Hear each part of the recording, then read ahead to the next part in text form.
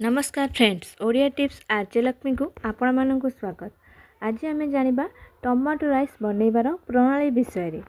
Tomato rice बनवाई आवश्यक अनुसार कौन कौन परिमाण सब आवश्यक प्रथमे ताहा जाने। प्रथम 4 कप अरुआ चाउल, 2 3 लाल टमाटो, 3 अधा कप बादाम तेल, 4 चामच बुट डाली, 5 अल्प टिके हेंगु, 6 5 कंचा लंका, 7 4 चामचे हल्दी गुंड, 8 1/4 चामच मेथी पाउडर, हाफ चामच सोरिष, 10 2 टिम्फ भुसंग पत्र, 11 आवश्यक अनुसार लुण।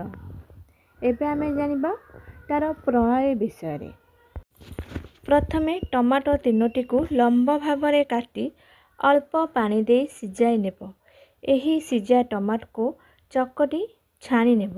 मंजी चोपा जेपरी सॉस रे न रुहे। कढ़ाई रे तेल गरम करी सोरिष को पकाओ।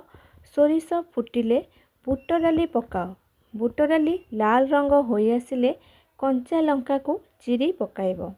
तापरे मेथी पाउडर, हेंगु और हल्दी गुंड पकाओ एवं भृसंग पत्र को छिड़ाई टमाटो सह पकाओ। आवश्यक अनुसार लुण दियो। एहा को अल्प जाल रे घोलाओ। एहा सुखिला होई आसिले अरुआ भात को पकाई भल भाव में गोला गोली करी ओल्हाई दियो। एबे प्रस्तुत हो गला हमर टमाटो राइस। आपण मानकु एही प्रणाली किपरि लागिला आपण माने निश्चय मते कमेंट करी जणाइबे।